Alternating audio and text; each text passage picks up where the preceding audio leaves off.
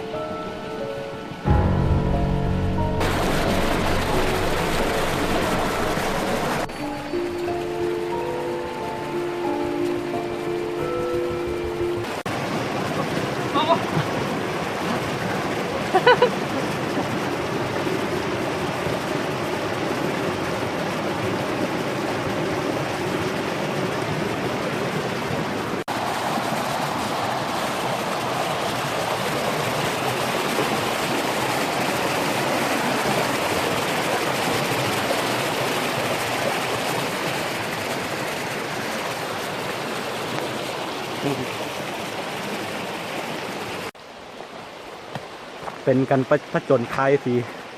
โคตรท้ายเนาะทั้งฝนตก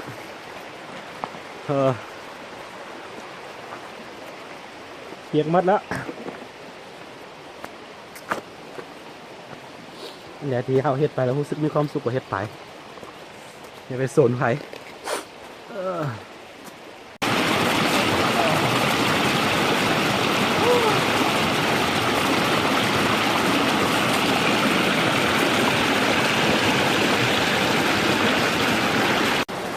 โอเคการผจญภัยในครั้งนี้ก็สิจบลงซ้ำนี่เนาะในคลิปนี้เนาะเดี๋ยวเอาไว้โอกาสหน้าในคลิปใหม่สิไปผจญภัยบนอื่นอีกเนาะโอเคบายทุกคนบาย